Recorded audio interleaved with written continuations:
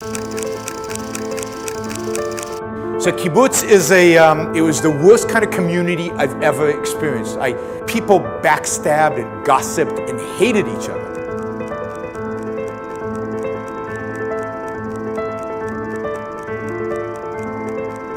And somebody else is just lazy. And I get exactly the same as the lazy person.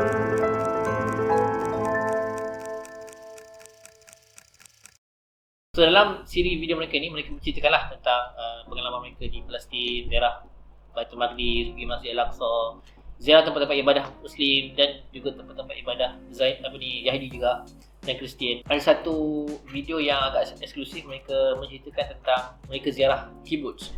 Okey, kita di kibbutz Degania. Tajuk video tu menyelam masuk ke sistem pendidikan komunal Israel di kibbutz. Dan dalam video ni mereka menceritakanlah tentang kehebatan kibbutz, tentang bagaimana kibbutz ni satu sistem kehidupan komunal, satu kehidupan masyarakat yang duduk bersama, yang mana mereka ni ada industri yang mereka usahakan bersama, mereka hidup bersama, makan sama-sama. Everything was shared and communal.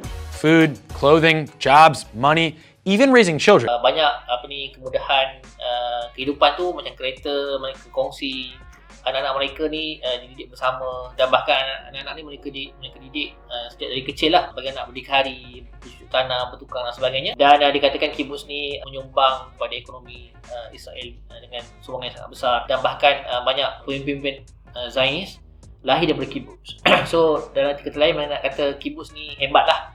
Kibbutz ni melahirkan pemimpin Zionis yang hebat dan bahkan menjadi, nak kata, jadi jantung kepada Israel lah. Tapi sebenarnya saya menolak lah sepenuhnya dakwaan yang mereka buat itu, sebab saya rasa ada banyak lah dalam video tu kesalahan fakta dan kesimpulan yang yang sangat mengelirukan lah. Kibbutz tidak memerlukan penarafan pendidikan dunia. Malah, cara pendidikan mereka ini mirip apa yang dilakukan oleh Ahlus Suffah semasa zaman keberadaan Nabi Muhammad SAW di Madinah. Kehidupan di kibbutz ni sama macam kehidupan Ahli Suffah zaman Rasulullah SAW. Mereka ni hidup di masjid dan mendapat bantuan dan kebajikan daripada masyarakat Islam, dan mereka ini mengkaji agama kan, masjid, dan menyumbang kepada ketambahan Islam lah. Dan saya tak kira sama, saya rasa sangat jauh lah bagi langit dengan bumi lah perbandingan yang mereka buat. Tetapi satu senjata rahsia yang ramai masyarakat dunia tak menjangka, yang bernama kibbutz. Yang mereka kata kibbutz ni jantung kepada Israel. Tapi kalau tengok statistik hari ni, sebenarnya kibbutz dekat Israel dia dah banyak ditolak lah. Kehidupan secara komunal ni sebenarnya dah tak popular dekat Israel. Zaman ketika sebelum tertubuhnya negara haram Zionis ni, yes, dia popular. Dia popular sebab apa? Sebab dia macam ibarat kita pendatang datang ke negara tempat lain, yang mana tak ada sumber ekonomi untuk kita, tak ada orang lain yang boleh bantu kita. So kalau kita hidup bersama, berkelompok, boleh memudahkan kehidupan kita lah. So zaman tu memang mereka perlu hidup bersama, kerja-kerja sama, sebab mereka orang baru datang situ nak teroka tanah dan sebagainya, perlukan hidup bersama, dan mereka banyak kongsi benda-benda, kongsi kehidupan bersama lah. Tapi sekarang ni tak begitu lagi, sebab sistem kehidupan kat kita dah berbeza. Mereka dah terima demokrasi, dah ada banyak pemikiran liberal dan sebagainya. So cara kehidupan kibbutz ni tak popular sebenarnya.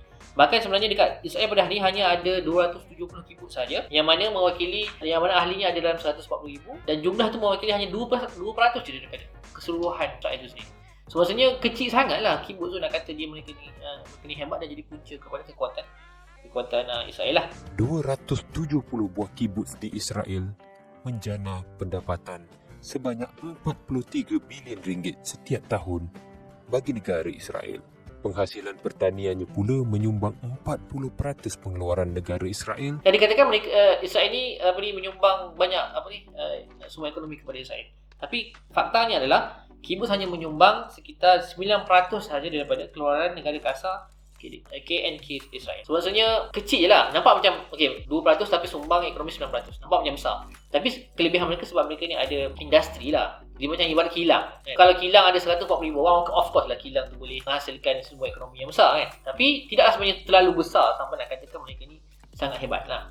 Dekat Israel ni pula sebenarnya dah mula ekonomi tu dah bukan lagi bersifat kelompok macam tu lah. Dia lebih kepada, dia panggil socio-tech entrepreneurship, yang mana mereka menggalakkan orang Zionis ni, orang Yahudi khususnya anak muda, keluar untuk jadi entrepreneur.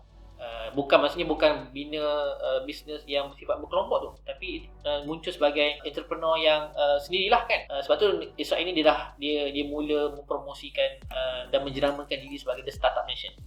Sebab dia banyak nak hasilkan banyak startup lah. So startup ni tak boleh nak bina kelompok yang besar seperti mana kibbutz ni. So dakwaan bahawa kibbutz ni adalah jantung Israel dan jadi punca kehebatan yang sebenarnya ni, bagi saya sangat jauh lah. Itu bukan punca kehebatan Israel ni. Zaman dulu yes betul, mungkin daripada kibbutz. Tapi sekarang ni tak macam tu. Budak-budak dekat sini bukannya sekolah macam sekolah biasa-biasa dia yang ada di classroom, ada whiteboard. Itu pun ada juga, tetapi itu sikit saja. Di sini persekolahannya 24 hours dan juga pembelajaran secara realistik. Okay, dalam video tersebut juga disebut tentang kehebatan sistem pendidikan. Bahkan dia kata nak mengkaji, mereka ni datang ke kibbutz sebab tengok sistem pendidikan di kibbutz. Tapi hakikat sebenarnya di kibbutz ni dia tak ada pengajian tinggi pun, dia tak ada universiti, dia tak ada college pun. Dia ada sekolah sampai sekolah menengah. Kalau ada pun menengah tu kira bonus lah. Kebanyakan sekolah rendah je. Kemudian bila masuk sekolah menengah ataupun ke universiti, semua anak-anak kibbutz ni akan keluar lah, pergi ke universiti di luar kibbutz. So nak kata kibbutz ni bagi punca kekuatan dari sudut pendidikan mereka ni tak betul lah. Nombor satu yang ditekankan ialah agama mereka. Setiap budak-budak dia yang lahir di kibbutz, yang dibesarkan di kibbutz akan mengetahui kenapa mereka hidup di atas muka bumi ini. Sebab anak-anak kibbutz ni belajar kitab Yahudi dan mereka ini hebat sebab merujuk kepada kitab Yahudi. Nak katakan macam kita nak jadi hebat macam Yahudi ni, kenalah rujuk kitab Al-Quran dan jadi hebat macam mereka lah kan. Kembali kepada Quran. So dia ambil contoh kibbutz ni macam tu anak-anak dia jadi hebat sebab rujuk kepada kitab Yahudi. Tapi sebenarnya salah. Sebab yang belajar kitab Yahudi ni bukan di kibbutz, tapi di yeshiva. Yeshiva ni tempat anak-anak Yahudi belajar kebanyakan Yahudi Ortodoks lah yang belajar agama mereka, yang belajar kitab tu kan. Bukan di kibbutz. Di kibbutz ni mereka ni berfikiran sosialis, bukan berfikiran agama Yahudi Ortodoks. So salah lah. Memang totally salah. Kita dapat lihat bahawa memang berbeza yang kefahaman mereka bahawa kehebatan anak-anak kibbutz sebab belajar kitab agama. Realiti sebenar yang belajar kitab agama ni di yeshiva, di sekolah-sekolah agama Yahudi lah. So bahkan sebenarnya anak-anak Yahudi yang belajar kat sekolah agama ni, mereka ni memanglah kalau kita nak kata dia hebat, dia tak hebat pun sebenarnya. Sebab mereka ni yang belajar kat yeshiva ni, dia belajar sepenuhnya belajar agama.